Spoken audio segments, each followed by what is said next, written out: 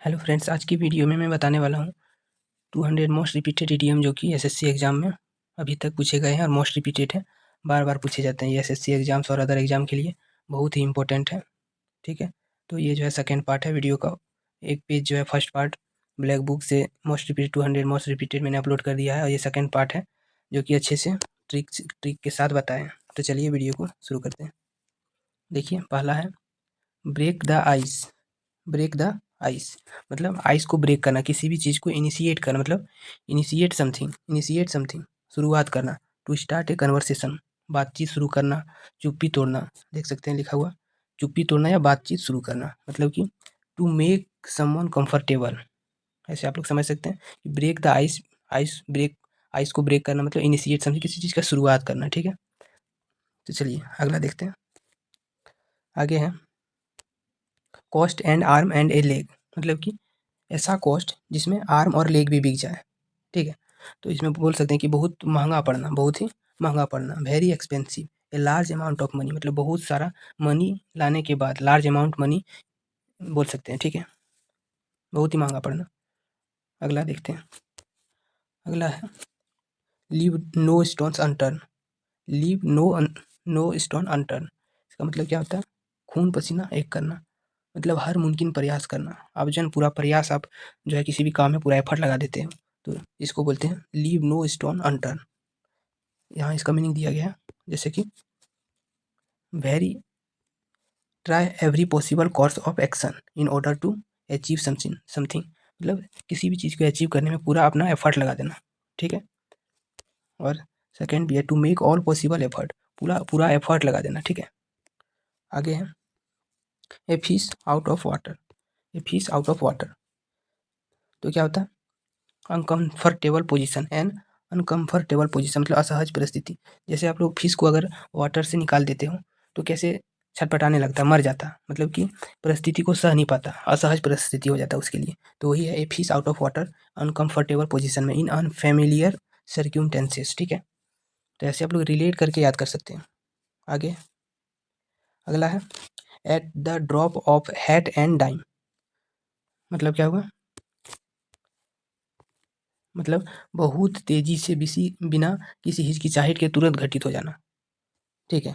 Eight the drop of hat and dime without any hesitation instantly without having planned before, मतलब कोई भी घटना तुरंत घटित हो जाना विदाउट एनी हेसिटेशन, ठीक है? अगला है be all years. Be all years meaning, idiom का मीनिंग सही लग रहा है कि अपने सभी कान से, ईयर्स मतलब कान, तो बी ऑल ईयर्स मतलब गौर से किसी भी चीज़ को सुनना, ठीक है? गौर से सुनना, गौर से सुनना। यहाँ इसका मीनिंग भी एक्सप्लेन किया है। इसका मीनिंग क्या है? लिसनिंग इंसेंटली वेरी अटेंसिव, मतलब कि गौर से सुनना, एकदम कॉन्सेंट्रेट होकर के। To be ready and eager to listen, ठीक है? अगला है bite off more than one can chew, मतलब इसका हुआ कि अपना क्षमता से अधिक काम लेना, मतलब आप जितना काम कर सकते हो उससे भी ज़्यादा पॉसिबल एफर्ट लगाना, मतलब to make more than one can deal with, जितना आप काम कर सकते हो उससे भी ज़्यादा काम करना। या फिर to take on a task too big for oneself, to have try to something which is too difficult, बहुत डिफिकल्ट काम है और आप पूरा उसमें लगे हुए हो, तो इसका इडियम का मीनिंग यही हुआ, ठीक है? अगला है बाय फिट्स एंड स्टार्ट्स, मतलब किसी भी चीज़ को फिर से शुरू करना, बाय फिट्स एंड स्टार्ट। यहाँ इसका मीनिंग भी दिया गया है, हिंदी में भी लिखा हुआ, देखिए अनियमित रूप से ओ सॉरी, मतलब कि इरेगुलरली, मतलब किसी भी चीज़ को आप रेगुलर नहीं कर पा रहे हो, छोड़ छोड़ के कर पा रहे हो, तो उसको बोलते हैं, ठीक है? अनस्टेडली या फिर इरेगुलरली, ठीक है? रेगुलर आप नहीं कर पा रहे हो तो इसको बाय फिट्स एंड स्टार्ट। अगला है कॉक एंड बुल स्टोरी।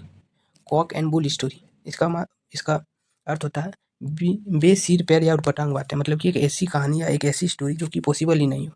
जैसे कॉक एंड बुल स्टोरी, तो कॉक एंड बुल का स्टोरी कभी बन ही नहीं सकता है, मतलब उसके बारे में अगर आप बोलोगे तो आदमी विश्वास नहीं करेंगे कि दोनों का कुछ स्टोरी हो सकता है, तो ठीक है? तो इसका बेसिर पैर की उटपटांग बातें, ठीक है? An impossible stories used as an explanation के लिए यूज किया जाता है, ठीक है? अगला फेयर वेदर फ्रेंड्स, मतलब कि स्वार्थी मित्र। Feather weather friend fair weather friends, ठीक है? स्वार्थी मित्र मतलब फ्रेंड्स इन गुड टाइम, मतलब अच्छे वक्त में जो फ्रेंड सिर्फ आए, बुरा वक्त में साथ ना दे, उसको बोलते हैं फेयर वेदर फ्रेंड। मतलब सही समय में तो आपके साथ है, लेकिन बुरा टाइम में आपको छोड़ के चला जाता है। अगला गेट आउट ऑफ हैंड, मतलब हाथ से निकलना है, कोई भी चीज़ आपके हाथ से निकल जाता है, आपसे छूट जाता है तो बोल सकते हैं। ठीक है, गेट आउट ऑफ हैंड ये है टू बिकम अनकंट्रोलेबल। अनकंट्रोल मतलब कि कंट्रोल आपसे नहीं हो पा रहा, अनकंट्रोलेबल। ठीक है, गेट आउट ऑफ कंट्रोल, आपके कंट्रोल से बाहर हो जाता है। अगला इन द सेम बोट, मतलब सेम बोट, उसी कठिन परिस्थिति में। To be in same difficult situation as someone else, जैसे कोई दो व्यक्ति हैं जो कि एक ही परिस्थिति में पड़ गए, तो ऐसे आप लोग याद कर सकते हैं। ठीक है, ऑन क्लाउड 9, मतलब कि 9 क्लाउड पर, मतलब कि अगर आप ऑन क्लाउड 9, क्लाउड में अगर आप जैसे कि क्लाउड में हो, अगर आप बादल में हो तो एकदम कैसे फील करोगे, एक्सट्रीमली हैप्पी एक्साइटेड फील करोगे, तो ऐसे ही 7वें आसमान पर अत्यंत प्रसन्न, एक्सट्रीमली हैप्पी एंड एक्साइटेड। आगे पुल समन्स लेग, मतलब किसी का टांग खींचना, पुल समन्स लेग मतलब किसी को उल्लू बनाना। मेक फुल ऑफ, या फिर playing a joke with someone, to tease someone, क्या है, किसी की टांग खींचना मतलब मजाक उड़ाना, किसी के अगर आप मजाक उड़ा रहे हो तो इसको बोल सकते हैं इडियम में पुल समन्स लेग। अगला सीट ऑन द फेंस, मतलब सीट ऑन द फेंस मतलब दुविधा में होना, मतलब not to take sides in a dispute, मतलब कि आप किसी का साइड नहीं ले पा रहे हो, आप जो है दो डिस्प्यूट, दो विवाद के बीच आप निर्णय नहीं ले पा रहे हो, तो इसको बोलते हैं सीट ऑन द फेंस। ठीक है, दुविधा में होना। आगे है to flog a dead horse, to flog a dead horse मतलब मुर्दे में जान डालने की कोशिश करना।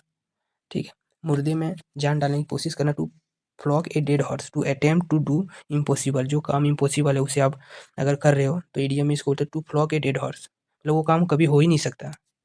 ठीक है, आगे है to turn a deaf ear, मतलब डिसरिगार्डेड, रिफ्यूज टू ओबे, या फिर टू बी इनडिफरेंट।